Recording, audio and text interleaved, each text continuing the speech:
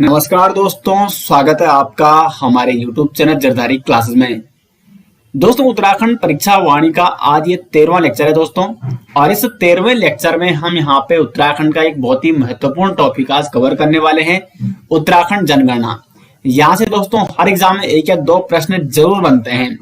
तो यहाँ पे हम चर्चा करेंगे कि किस तरह के क्वेश्चन बनते हैं उत्तराखंड जनगणना से संबंधित उत्तराखंड के जितने भी एग्जाम होते हैं। और साथ साथ दोस्तों आपको बता दें, हमारी जो परीक्षा वाणी सीरीज चल रही है, इसमें अब तक हम 12 लेक्चर आपको कंप्लीट करा चुके हैं।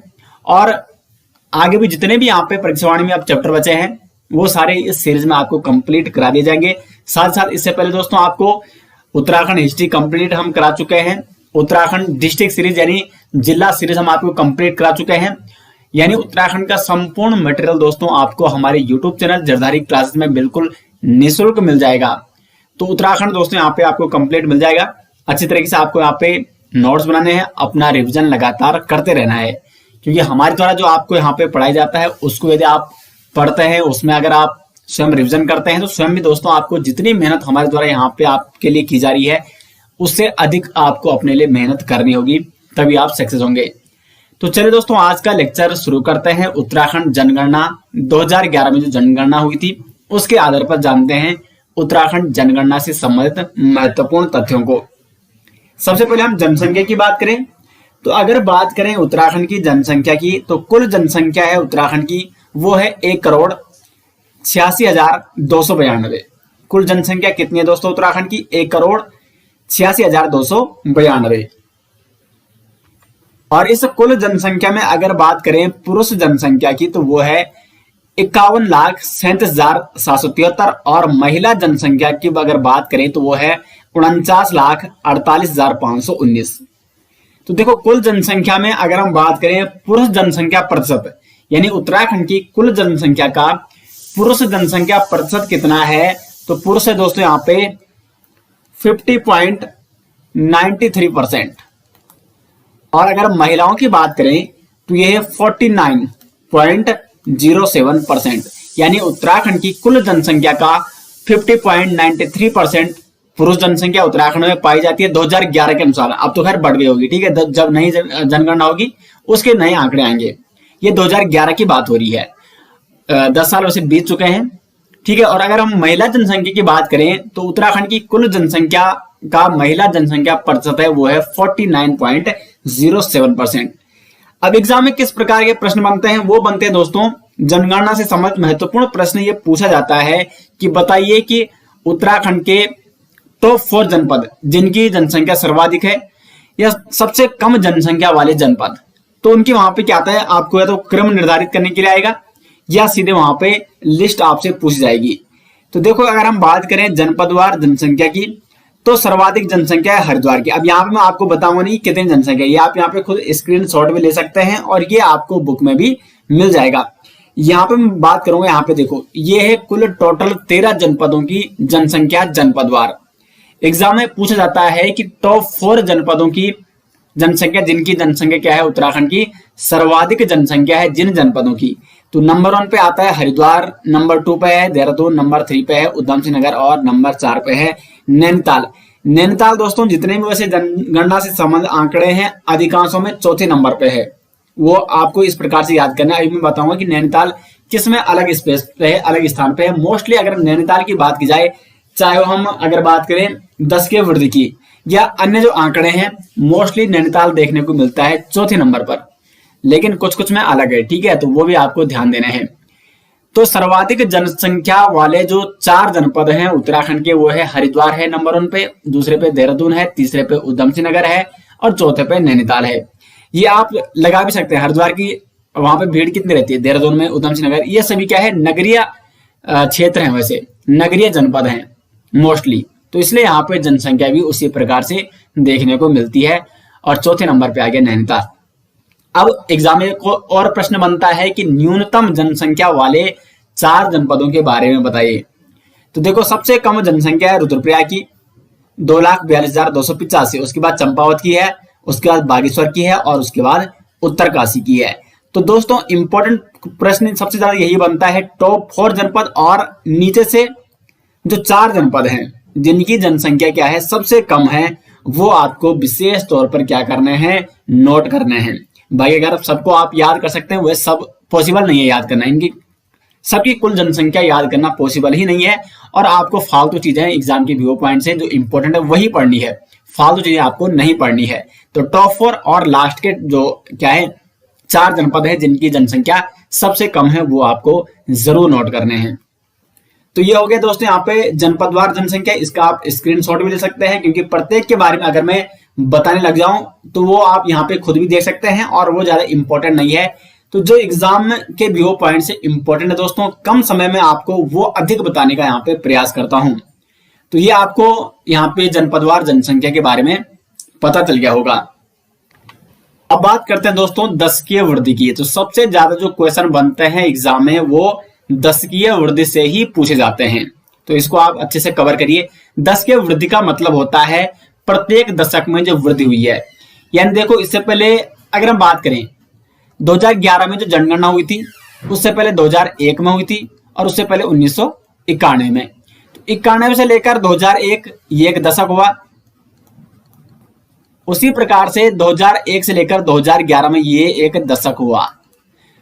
तो हम इसी दशक की अभी बात करें, 2001 से लेकर 2011 में कितनी जनसंख्या वृद्धि हुई, कितनी वृद्धि दर में क्या हुई, कटौती हुई, किस जनपद में दशकीय वृद्धि दर में बढ़ोतरी हुई और किस जनपद में दशकीय वृद्धि दर में घटोतरी हुई। तो इसके बारे में हम यहाँ पे जानेंगे।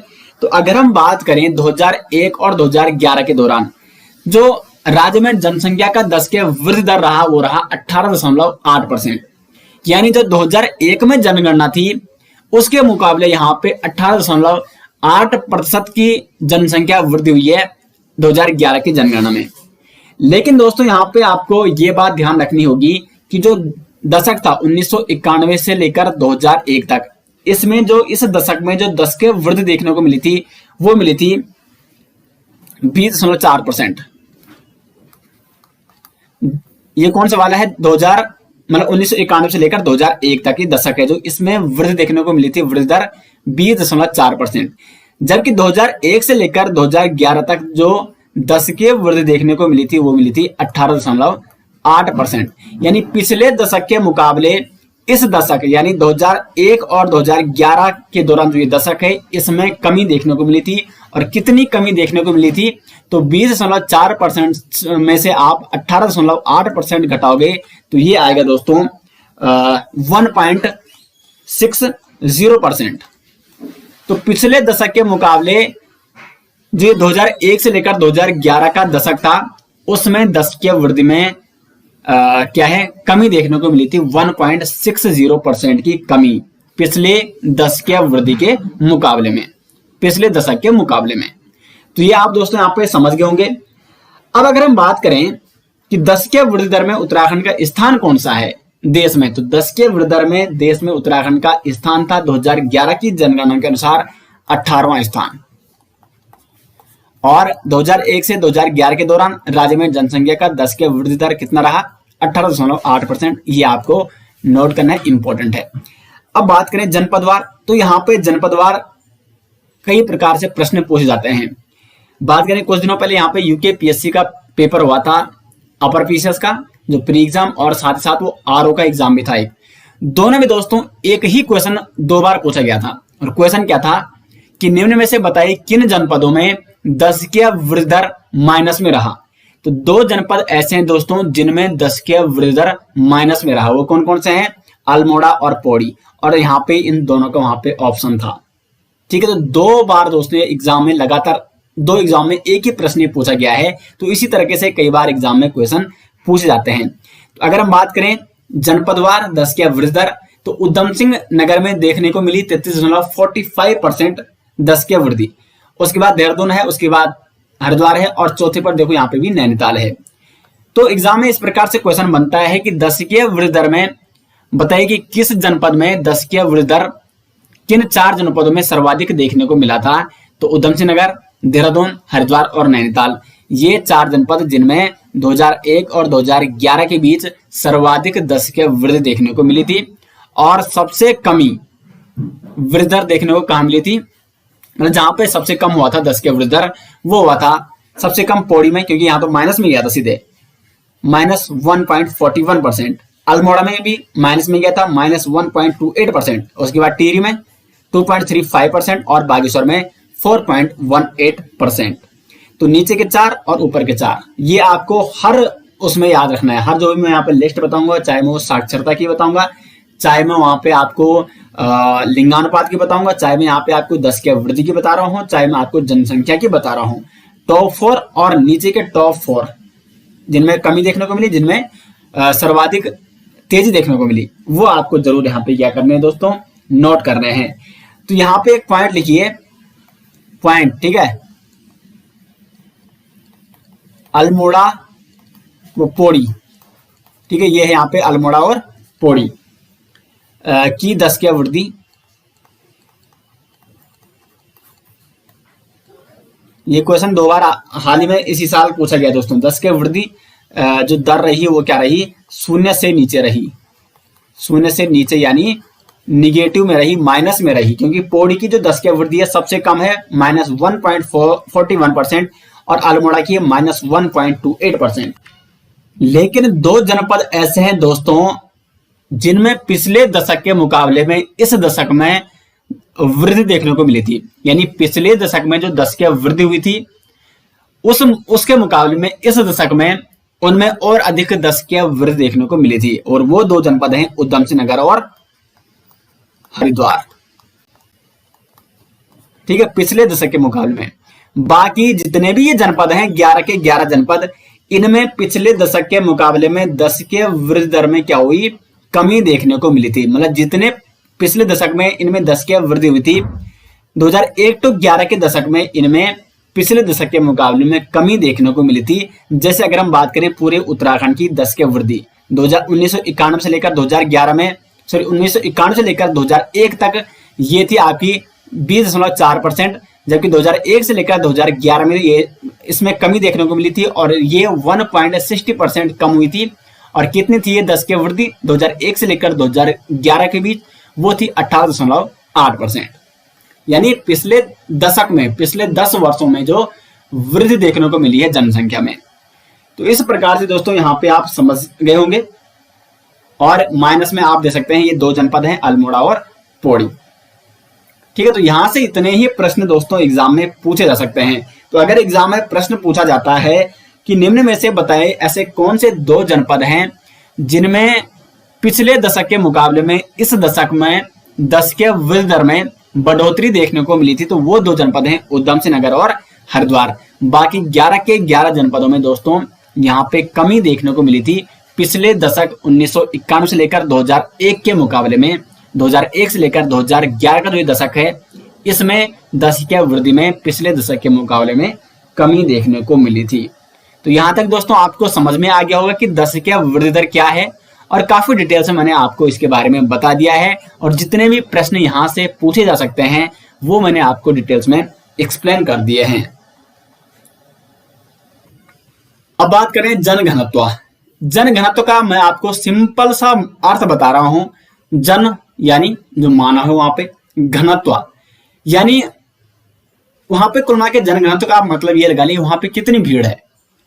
एरिया, अगर कहीं पे एरिया बड़ा है वहां पे भीड़ भी है तो वहां पे भीड़ ज्यादा नहीं लगेगी, लेकिन एरिया छोटा है भीड़ अधिक है तो वहां पे भीड़ आपको ज्यादा देखने को मिलेगी। तो कुल मिला के जनघनत्व का मतलब है 1 वर्ग किलोमीटर, 1 वर्ग किलोमीटर क्षेत्र में निवास करने वाले, क्षेत्र में निवास करने वाले व्यक्तियों की संख्या,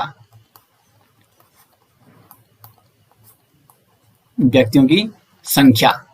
तो जनघनत्व क्या है दोस्तों, 1 वर्ग किलोमीटर क्षेत्र में निवास करने वाले व्यक्तियों की संख्या को कहते हैं जनघनत्व। यानी यहाँ पे क्या देखा जाता है, एक कुल मिला के एनालिसिस किया जाता है। जैसे ये जनपद है कोई, ठीक है, ये मानो उत्तरकाशी जनपद है, तो इसका 1 किलोमीटर क्षेत्र का दायरा है। तो इस क्षेत्र में कितने यहाँ पे क्या है, जन है, कितने यहाँ पे मानव हैं, उनकी संख्या। यानी उत्तरकाशी जनपद के प्रत्येक 1 वर्ग किलोमीटर के अंतराल में या 1 वर्ग किलोमीटर के अंतर्गत कितने वहां पे मनुष्य, कितने वहां पे जन पाए जाते हैं, उनकी संख्या को यहाँ पे क्या कहते हैं, जनघनत्व कहते हैं।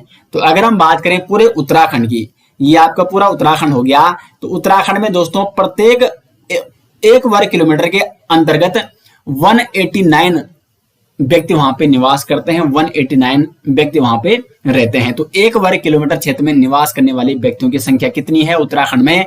तो 2011 की जनगणना के अनुसार उत्तराखंड का जो जनघनत्व है वो है 189, यानी उत्तराखंड में प्रत्येक 1 वर्ग किलोमीटर क्षेत्र में कितने व्यक्ति रहते हैं दोस्तों? वो रहते हैं 189। अब ये एन लिस्ट है, अब यहाँ पे जरूरी नहीं कि वो है, तो कहीं पे जंगल है, कहीं पे पहाड़ है, तो कुल मिला के जहां पे आबादी है, और ये एक औसत निकाला जाता है, ठीक है, सभी जनपदों का मिलाकर। किसी जनपद में जनघनत्व ज्यादा है, किसी में कम है, तो सभी जनपदों का ये औसत मिलाकर ये अनुमान लगाया जाता है और इस प्रकार से ये निकाला जाता है जनघनत्व। तो उत्तराखंड का जनघनत्व कितना है दोस्तों? वो है 189। अगर हम बात करें पिछले जनगणना की, यानी 2001 में जो जनगणना हुई थी, तो 2001 में जो जनगणना था उत्तराखंड का वो था दोस्तों 159। अब देखो उत्तराखंड का क्षेत्रफल में बढ़ोतरी तो हुई नहीं, लेकिन जनसंख्या में जरूर बढ़ोतरी हुई। तो 2001 में जब जनगणना हुई थी तो उस समय उत्तराखंड में 1 वर्ग किलोमीटर क्षेत्र में कितने व्यक्ति निवास करते? 159। लेकिन जब 2011 आए तो जनसंख्या वृद्धि तो हुई, तो इसलिए वहां पे अब 1 वर्ग किलोमीटर क्षेत्र में व्यक्तियों की निवास करने की संख्या कितनी हो गई है? वो हो गई है 189। तो अगर बात करें बढ़ोतरी, 2001 के मुकाबले 2011 में कितनी बढ़ोतरी हुई? तो बढ़ोतरी की अगर बात करें तो 159 प्लस हमें कितना करना होगा? ये हो जाएगा 30। तो 30 की बढ़ोतरी 2001 के मुकाबले में 2011 में उत्तराखंड का जनघनत्व कितना बढ़ा है? तो 1 वर्ग किलोमीटर में व्यक्तियों की संख्या 30 बढ़ी है, तो 30 जनगणना में वृद्धि हुई है, ठीक है। तो वृद्धि कितनी हुई है? 30। अब बात करें जनपदवार, तो यहां से सिंपल सा एक प्रश्न बनता है और बड़ा सिंपल सा क्वेश्चन बनता है कि बताइए कि निम्न में से किस जनपद में, उत्तराखंड के किस जनपद में सर्वाधिक जनघनत्व पाया जाता है?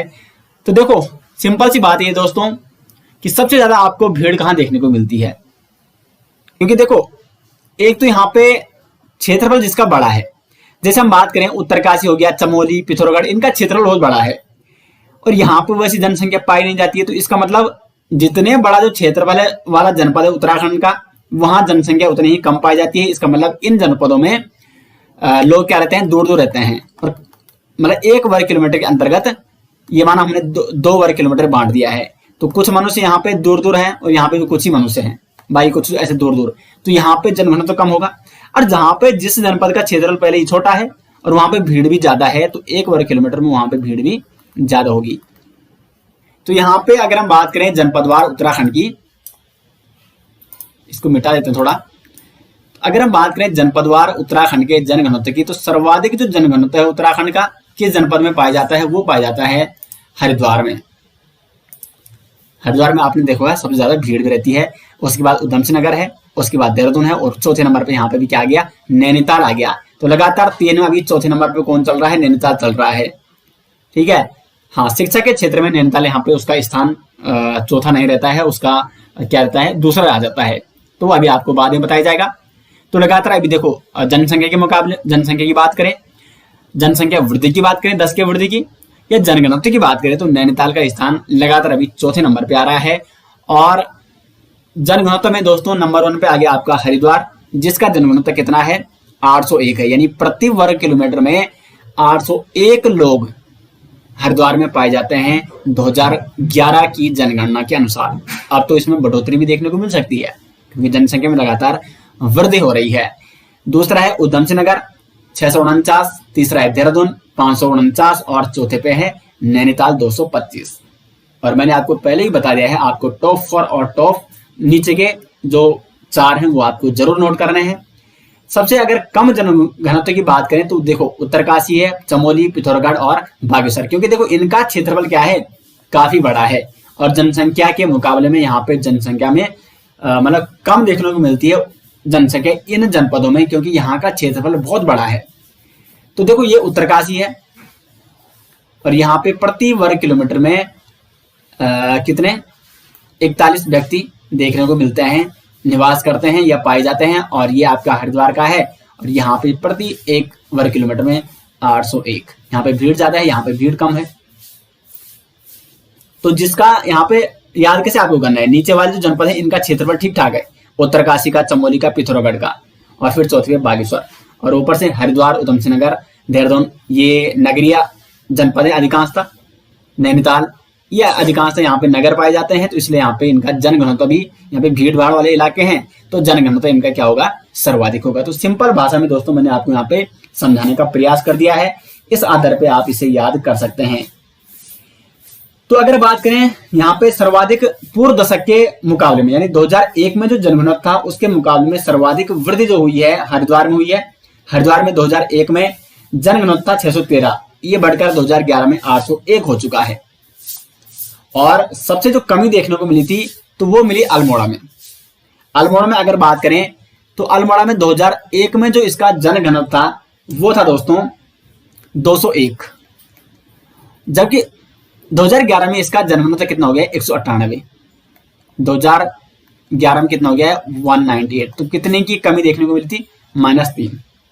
तो एग्जाम में इस प्रकार से प्रश्न भी पूछा जा सकता है कि ऐसा कौन सा जनपद है जिसके जनघनत्व में क्या हुई है, मतलब कमी देखने को मिली है ऋणात्मक में, तो वो है -3 की यहाँ पे कमी देखने को मिली है अल्मोड़ा में। तो इस प्रकार से दोस्तों एग्जाम में प्रश्न पूछे जा सकते हैं, और यहाँ पे पूरा जनपद द्वारा मैंने बता दिया है, तो इसका आप स्क्रीनशॉट भी ले सकते हैं, या ये आपको खैर बुक में भी मिल जाएगा। मैंने आपको वही बताया यहाँ पे जो एग्जाम की व्यू पॉइंट से इंपॉर्टेंट है। आगे बढ़ते हैं और लिंगानुपात की ओर बढ़ते हैं। यहाँ से भी एग्जाम में प्रश्न पूछे जाते हैं।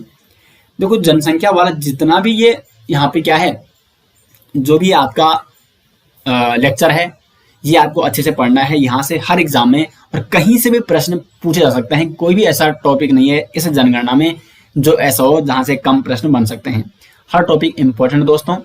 और मैंने पिछली बार देखा शायद जो यूकेपीएससी का लोअर पीसीएस का एग्जाम या कोई अदर एग्जाम हुआ था उसमें लगभग जनसंख्या के दोस्तों 10 या 8 क्वेश्चन या 6-7 क्वेश्चन इस प्रकार के प्रश्न बने थे।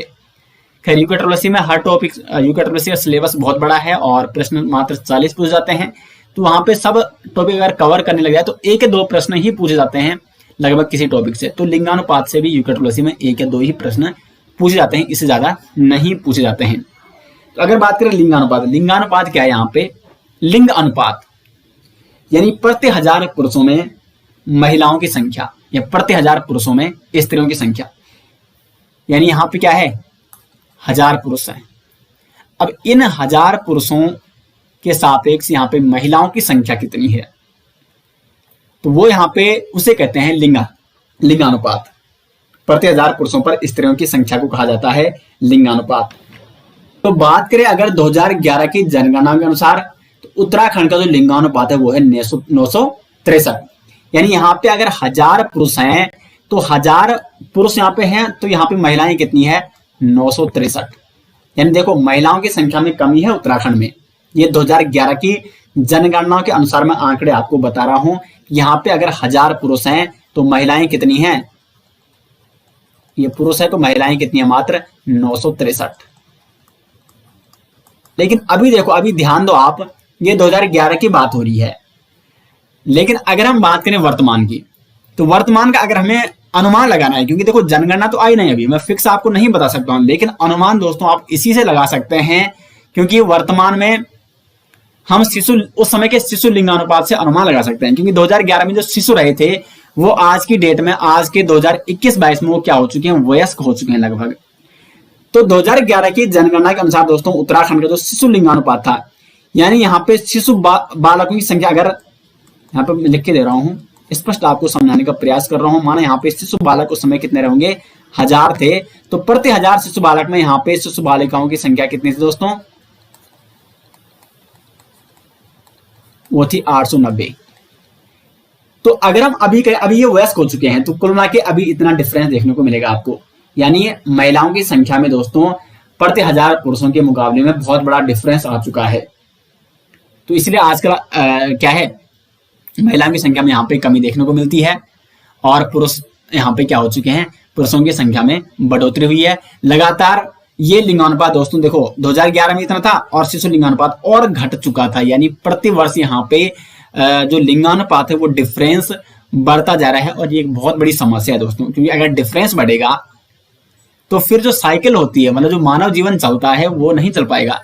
क्योंकि कहीं ना कहीं देखो, अगर 1000 पुरुष हैं तो 1000 महिलाएं भी होनी चाहिए, क्योंकि समाज जो चलता है दोनों पुरुष और महिलाओं से चलता है, ये आप सभी जानते हैं। तो कुल मिला के यहाँ पे लिंगानुपात में लगातार गिरावट देखने को मिल रही है। तो अगर हम वर्तमान, इसलिए आपको ये समझा दिया है कि वर्तमान का हम पता अगर हमें लगाना है तो हमें 10 साल पहले का शिशु लिंगानुपात देखना होगा।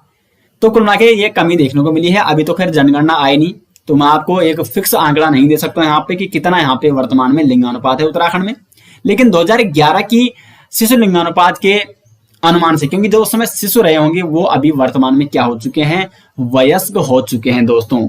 तो शिशु लिंगानुपात कितना था 2011 की जनगणना के अनुसार, वो था 890, जबकि जो उत्तराखंड का लिंगानुपात था 2011 में वो था 963। यानी उस समय 1000 पुरुष थे, 963 महिलाएं थी। लेकिन शिशुओं की बात की जाए तो उस समय 1000 शिशु अगर थे तो मात्र 890 क्या थी, शिशु बालिकाएं थी। तो ये है लिंगानुपात।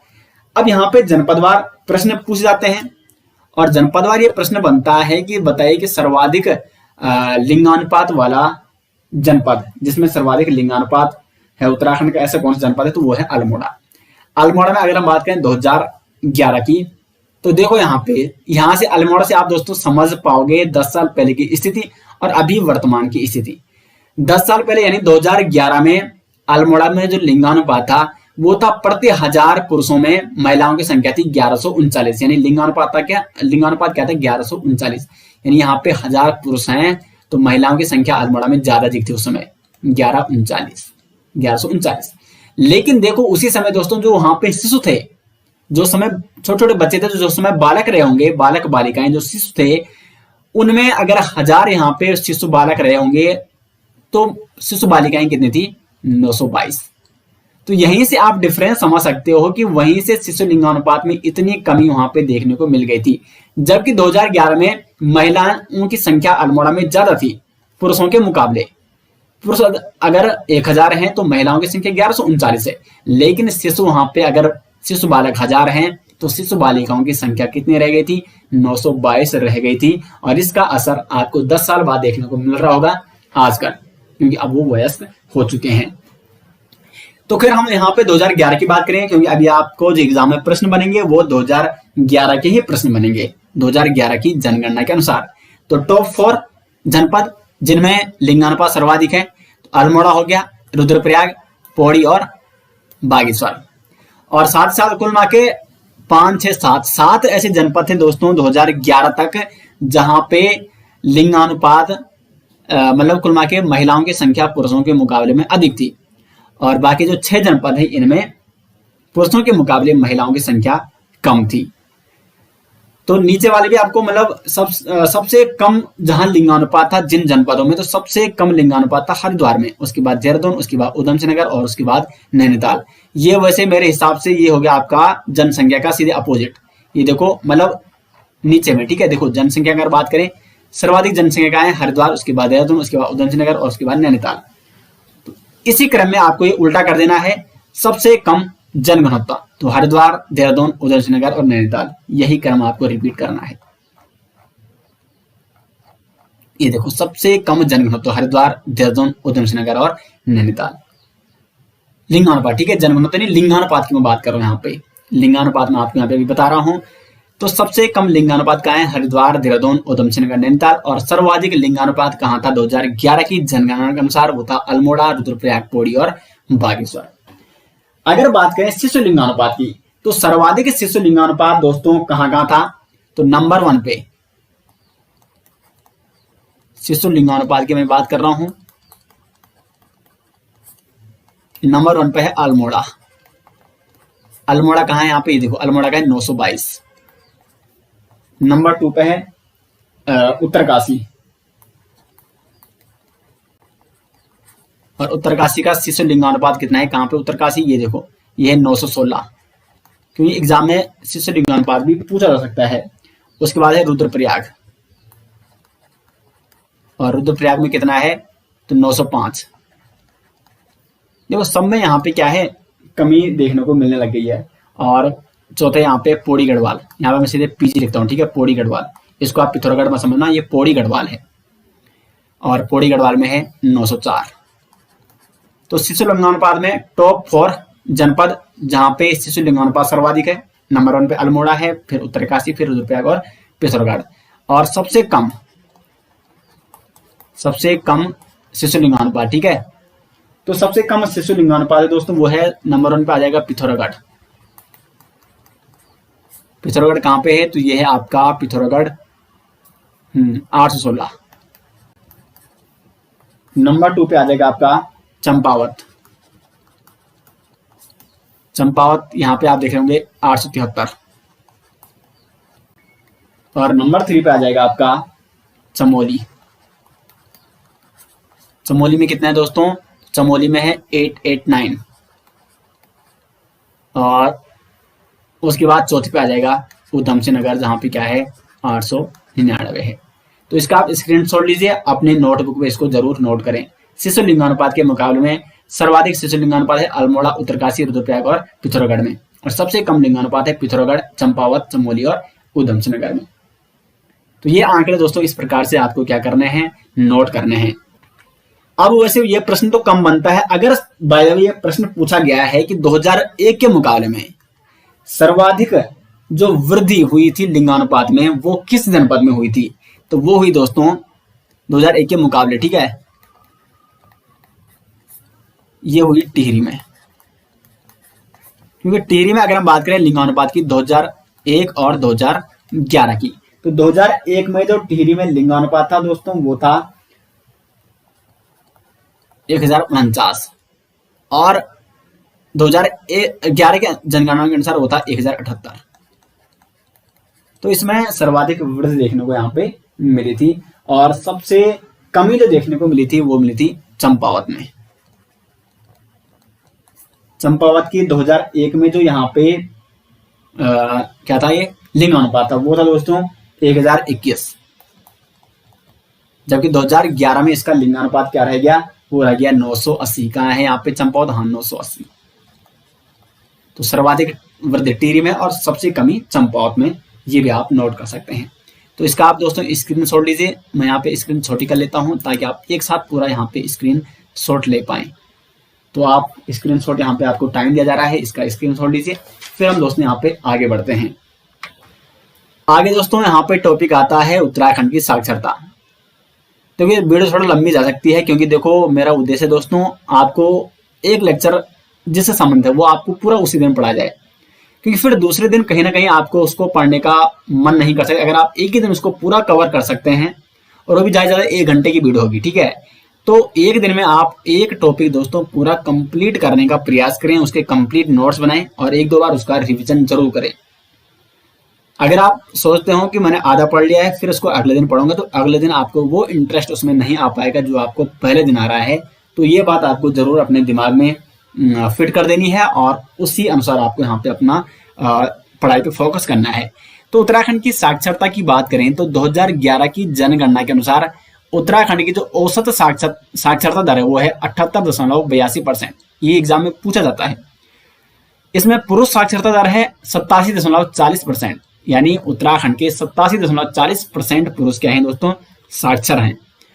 और महिला साक्षरता दर की बात करें तो वो है 64.60%। ये 2011 की जनगणना के क्या है दोस्तों आंकड़े हैं। तो औसत साक्षरता की दृष्टि से भारत में जो स्थान है उत्तराखंड का वो है 17वां। पुरुष साक्षरता में उत्तराखंड का जो स्थान है वो है 13वां पूरे भारत में, ठीक है, और महिला साक्षरता में स्थान है 20वां। और औसत साक्षरता दर में कितना स्थान है उत्तराखंड का पूरे देश में, वो है 7वां। अब हम यहाँ पे जनपदवार बात करते हैं दोस्तों। तो देखो यहाँ पे अगर हम प्रति व्यक्ति मतलब व्यक्ति की साक्षरता दर की बात करें तो सर्वाधिक जो साक्षरता दर वाला जनपद है वो है देहरादून। देहरादून में 84.25 व्यक्ति क्या है, साक्षर हैं। उसके बाद दूसरे पे नैनीताल, यहाँ पे नैनीताल दूसरे पे आ गया, ठीक है। तीसरे पे चमोली है और चौथे पे है पिथौरागढ़। तो 4 जनपद जहां की क्या है साक्षरता सर्वाधिक है। और सबसे कम साक्षरता दर वाले जो आपके जनपद हैं वो हैं उधम सिंह नगर हैं, हरिद्वार हैं, उत्तरकाशी और टिहरी गढ़वाल। तो टॉप 4 साक्षर जनपद और नीचे के जो सबसे कम साक्षर जनपद हैं, जहां पे साक्षरता दर सबसे कम है उधम सिंह नगर में है, उसके बाद हरिद्वार में है 73.43%, उसके बाद उत्तरकाशी है और उसके बाद टिहरी गढ़वाल। अब यहां से कुछ प्रश्न अलग तरीके से भी पूछे जाते हैं। वो क्या पूछे जाते हैं? प्रश्न यह बनता है कि सर्वाधिक 2011 की जनगणना के अनुसार सर्वाधिक पुरुष साक्षरता दर वाला जनपद। तो यहां पर मैं लिख रहा हूं दोस्तों, सर्वाधिक पुरुष साक्षरता, क्योंकि देखो ये तो मैंने क्रम आपको बता रखा है प्रति व्यक्ति का, ये ऊपर से नीचे तक क्या हो रहा है, सीधे बढ़ते से लेकर घटते क्रम तक है, ऊपर सबसे ज्यादा है और नीचे सबसे कम। लेकिन पुरुष के मुकाबले यहाँ पे ऊपर नीचे हो रखा है, तो सर्वाधिक पुरुष साक्षरता कहाँ है? वो है रुद्रप्रयाग में। रुद्रप्रयाग में कितनी है? तो देखो यहाँ पे 93.90% दोस्तों पुरुष साक्षर हैं रुद्रप्रयाग के। तो सर्वाधिक पुरुष साक्षरता जनपद वाला, सर्वाधिक पुरुष साक्षरता दर वाला जनपद कौन है? वो है आपका रुद्रप्रयाग। जबकि सबसे कम पुरुष साक्षरता दर वाला जनपद कौन है? वो है हरिद्वार। तो हरिद्वार इस मुकाबले में 2011 की जनगणना के अनुसार सबसे मतलब यहाँ पे नीचे है। वैसे टोटल में तो दूसरे स्थान पर है नीचे से, लेकिन सबसे कम पुरुष साक्षरता के मुकाबले में वो उधम सिंह नगर से भी नीचे है 81.4%। तो यहाँ पे देखो मैं आपको यहाँ पे कहा है रुद्रप्रयाग को मैं यहाँ पे नंबर 1 कर देता हूँ और यहाँ पे इसको 13वां डाल देता हूँ, क्योंकि सबसे नीचे यानी 13वां स्थान है, इसका टोटल 13 जनपद है। तो इस तरीके से आप इसको अपनी नोटबुक में नोट कर सकते हैं। अब बात करें अगर महिलाओं की, तो सबसे अधिक महिला साक्षरता दर वाला जो जनपद है वो है देहरादून, इसको 1 कर दो। और सबसे कम जहां पे महिला साक्षरता दर पाई जाती है वो है उत्तरकाशी, और ये है आपका उत्तरकाशी, इसको 13वां कर दो। तो इसका आप स्क्रीनशॉट लेके इसको भी आप दोस्तों क्या कर सकते हैं? नोट कर सकते हैं। अब यहाँ पे एक प्रश्न दूसरा ही बन सकता है कि राज्य में ग्रामीण साक्षरता कितनी है? तो 76.31% ग्रामीण साक्षरता यहाँ पे, और 84.45% यहाँ पे क्या है? नगरीय साक्षरता है। तो दोस्तों उत्तराखंड की साक्षरता हमने यहाँ पे कवर कर लिया है और आगे बढ़ते हैं ग्रामीण और नगरीय जनसंख्या की ओर। तो ये है ग्रामीण और नगरीय जनसंख्या के आंकड़े। अगर बात करें 2011 की जनगणना के अनुसार, तो उत्तराखंड के जो ग्रामीण जनसंख्या है, यानी जितने ग्रामीण क्षेत्रों में लोग रहते हैं उनकी जनसंख्या कितनी है? वो है 70,36,954। क्योंकि उत्तराखंड पहाड़ी क्षेत्र है, ग्रामीण मोस्टली यहाँ पे जो जनपद हैं वो क्या है? वहां पे वो क्षेत्रीय इलाके हैं, वहां पे ग्रामीण इलाके हैं। तो ग्रामीण जनसंख्या इसलिए यहाँ पे उत्तराखंड में सर्वाधिक देखने को मिलती है, 70,36,954। और नगरीय जनसंख्या कितनी है? वो है 30,49,338। तो यहाँ पे आप क्रम दे सकते हैं, और ये क्रम आपका किसका है? ग्रामीण जनसंख्या का, मतलब घटते हुए क्रम में। तो देखो दोस्तों यहाँ पे सबसे ज्यादा जो ग्रामीण जनसंख्या है वो हरिद्वार में है। वैसे आपको हरिद्वार में आप सोचते हैं कि हरिद्वार बिल्कुल एक सिटी है, वहां पे क्या है? शहर है, वहां पे नगरीय जनसंख्या ज्यादा होनी चाहिए। लेकिन दोस्तों हरिद्वार में बहुत सारे ग्रामीण क्षेत्र भी हैं और ग्रामीण इलाके भी हैं। तो इसलिए ग्रामीण जनसंख्या के मतलब अगर हम बात करें ग्रामीण जनसंख्या की, तो सर्वाधिक जो ग्रामीण जनसंख्या है वो कहाँ है? हरिद्वार में है, और उसके बाद है उधम सिंह नगर में, क्योंकि इन दोनों जनपदों में जनसंख्या काफी देखने को मिलती है। तीसरे पे हरिद्वार, देहरादून, और चौथे पे नैनीताल आ गया। उसके बाद सबसे कम जो ग्रामीण जनसंख्या है दोस्तों वो है चंपावत में, दूसरे पे रुद्रप्रयाग में है, तीसरा है बागेश्वर और चौथा है उत्तरकाशी। सर्वाधिक ग्रामीण जनसंख्या का है हरिद्वार, उधम सिंह नगर, देहरादून और नैनीताल। सबसे कम ग्रामीण जनसंख्या का है चंपावत, रुद्रप्रयाग, बागेश्वर और उत्तरकाशी। यहाँ पे दोस्तों अगर हम प्रतिशत की बात करें अब, क्योंकि प्रतिशत में उस जनपद की जनसंख्या के सापेक्ष हमें ग्रामीण और नगरीय जनसंख्या ज्ञात करनी है। तो यहाँ पे पहले हम नगरीय जनसंख्या की बात करते हैं।